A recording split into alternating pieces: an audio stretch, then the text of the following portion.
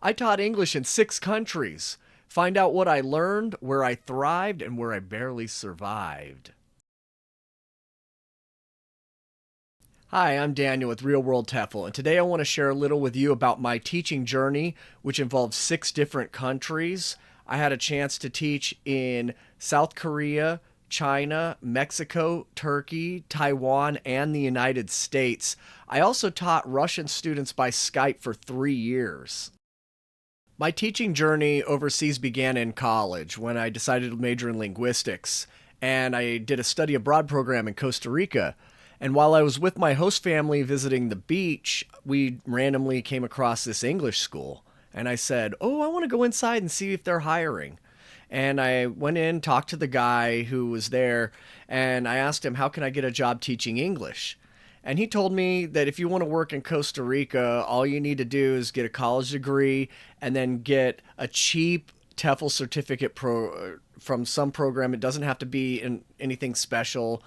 And that's what I did. I ended up getting a TEFL certificate from ITT TEFL. It's just an online, simple TEFL certificate, nothing fancy like a CELTA, much cheaper. At the time, I paid $150 for that program, and it was all done online. And the professor would send me emails back and forth, and I would do the lesson, and that was it. And when I got back to the United States, I decided to apply for this program. It was called Gear Up, and it involved tutoring students at a local high school. And afterwards, after school, I would teach classes to parents once a week. And that was my first chance getting my feet wet with teaching English. And it gave me just a little bit that I could put on a resume. In 2007, I applied for teaching jobs in South Korea, and I got a job at a hagwon in Seoul. This job was my first time teaching overseas, and it was a huge learning curve for me as I didn't study any Korean before I went, and I had trouble right off the bat. As soon as I got off the plane, I was forced to go into the office while I was still jet lagged. They switched out my contract. It was a whole ordeal, which I talk about in this video right here. In Korea, I taught kids all the way from first grade to middle school. And I tried a lot of different teaching methods. I was new to teaching and I wanted to be experimental. And I had learned some stuff in college in my linguistics courses, and I had studied Spanish in Costa Rica, so I had some language learning experience. And I had searched around on the internet for things such as total physical response. And when I tried that, I was told by the administration to stop. The Hagwon boss was the administration. And I tried role plays where students got to speak and practice language together. And once again, I was told that I don't use the textbook enough, so I got shut down with that as well. It was a very frustrating teaching experience, and I only lasted 6 months. And it was so bad that I really questioned whether teaching was for me, and I didn't have a lot of confidence that I would be good at teaching because, I was told by the Hagwon boss that I'm not a good teacher. And I nearly gave up. Luckily, I didn't, though. I'm glad I had an open mind and I decided to try again to get another teaching job because a year later I got hired to teach at Wall Street Institute in Beijing, China. And that ended up being the best teaching situation of my entire teaching career. I got a chance to teach adults, and we focused on conversational English. And I found that that was much better suited to my personality than jobs where you have to focus on the textbook. I was really motivated to learn Chinese, and I found that my process of learning Chinese helped to inform me in my teaching, and it really helped me to understand what my students were going through as they were trying to learn English. And life in Beijing was exciting and challenging. The pollution was horrible between 2009 and the end of 2011 when I was there, but I have heard that it has moderated since I left. And I had a great time, but after 3 years, I kind of had that itch. I wanted to leave and try a different place and teach somewhere else. After I left China, I went into the wilderness phase of my career. This was a time where I was lacking a sense of direction and I was unsure of what I really wanted to do. And I ended up getting a job basically on it was a recommendation from a friend. And I went down to southern Mexico in Chiapas and I took a job at this small school in a little town called Comitan de Dominguez. And during the phone interview, the school boss said I could have classes teaching only adults, which I requested. And then when I got off the plane and actually landed there, she gave me a class with high school students.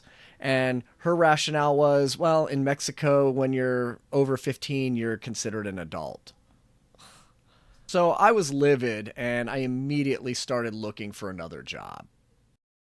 While I was still working at the school in Mexico, I interviewed for a job in Turkey with Wall Street Institute, the same company where I had worked in China.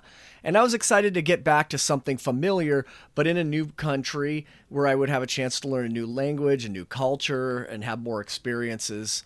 But unfortunately, when I got to Turkey, things didn't quite go the way I had expected. Unfortunately, I was expecting things to be basically the same as they were in China, and those expectations were shattered immediately.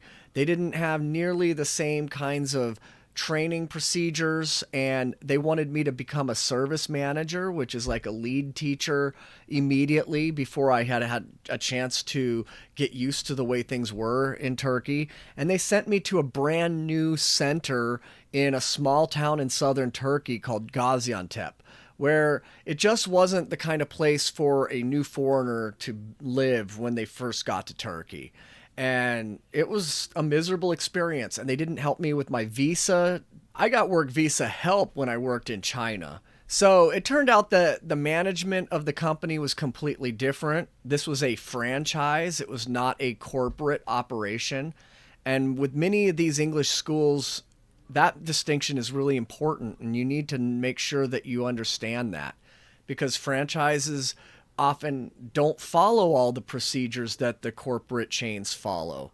Sometimes the franchise might actually be better because it's being run by more competent local leadership. That's a kind of thing that you'll want to find out and research if possible, which is often not possible with a lot of these teaching jobs. You're just rolling the dice. So I ended up quitting after 2 months again. And I did meet somebody who was a fellow teacher there, and she was subbing, and she had another job working at Hasan Kalyonju University in Gaziantep. And she went to her boss and asked if they could hire me.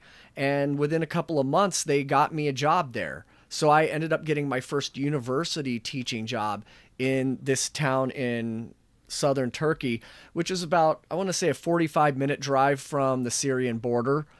But many of the same problems that I just mentioned were still an issue when I worked at the university. I was in a smaller city that is not cosmopolitan. There were not a lot of foreigners living there, and there weren't a lot of classes for learning Turkish like you would find in Istanbul. In Istanbul, it's normal for foreigners to come there and they have classes so you can learn the language. So I was kind of on my own. And this was 2012. Duolingo hadn't come out yet, and there just weren't a lot of YouTube channels dedicated to teaching Turkish. And nowadays, that situation might be different. So when you go, you have Duolingo to learn Turkish. There are other teaching resources that you can do online, such as italki. I wish I had had that because I was trying to learn Turkish on my own, and once again, I didn't have that sense of direction that I wish I had had. So I encountered another problem as well in this job, which is that, yes, these are technically adults, these are 18-year-olds, but I found that they were behaving more like high school students, and they were not motivated to learn English. And I kind of got spoiled when I had taught in China, and I was teaching students who were paying for their classes. These were adults who paid their hard-earned money to learn English, and they were motivated and they wanted to learn English. And that was a really important thing to me. I really wanted to deliver results and get people speaking. I have never been the type of teacher that just wanted to go through the motions. And I wasn't content with the level of motivation of my students. And some teachers are okay with that and they can handle it. I couldn't handle it, and I left there after a semester. So I can see, you can probably tell that there's a pattern that I haven't lasted a long time in some of these teaching positions. And yeah, that might be a quirk of my personality, but I want you to understand that this is a problem in the English teaching industry. High turnover rates are an issue. So that concludes the wilderness portion of my teaching career. After I left Hasan Kalyonju University, I started looking for jobs teaching English online. I wanted to have a chance to work remotely. And this was 2013, so working remotely to teach English online was a really novel thing that wasn't really happening very much. Now, today, there are so many different teaching opportunities that you can find online. But I ended up finding a job with a Russian company based out of Moscow. And I was still living in Turkey, and I moved to another beach town called Alanya. And this beach town was beautiful, and I had a chance to find an apartment with a German guy who was living there. And I started teaching online to Russian students. And this was the second most satisfying job of my teaching career. I had a chance to teach adults one on one. They were paying for their classes and they were motivated learners. I really enjoyed this. And even after I left Turkey and went back to the United States to live with my grandparents, I had a chance to keep working and teaching English. But there was a problem with this job too. It was only paying me $10 an hour. And I've seen the salaries for online teaching jobs. They do range from $14 to $20 an hour, but that's still kind of low. And if you do teach English online, you are going to struggle to earn an income. So that is one of the factors you're going to have to consider when you're taking jobs. But as I said, I loved it. I had a great time and I did the job for 3 years. So I definitely recommend that you look into that as a teaching option. Teaching English online to Russians hit a snag in 2014 when Russia invaded Crimea. After that, my classes started drying up, and I started looking for teaching options in Arizona where I was living.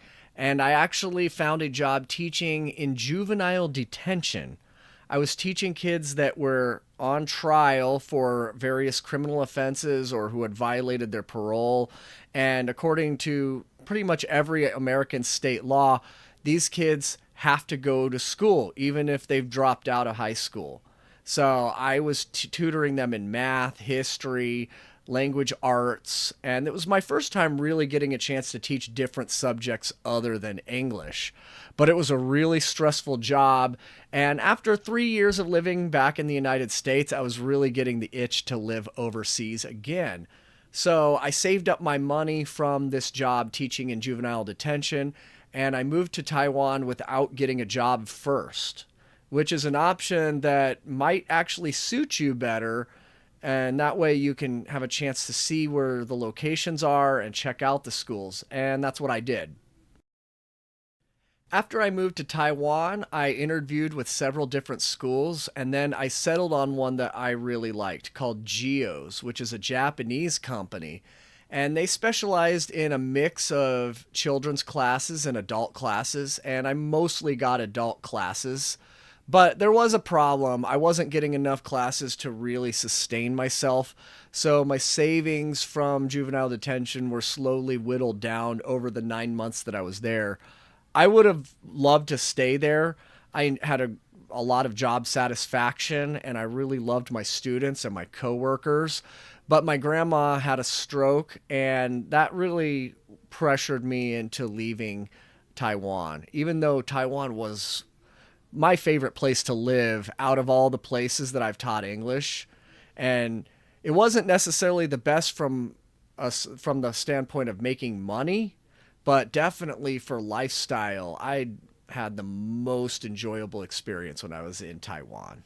Hey everyone, thanks for watching. If you enjoyed this video and found it helpful, please hit that like button. Also, make sure to subscribe and hit that notification bell so you never miss a new video. Thanks for watching, and until next time.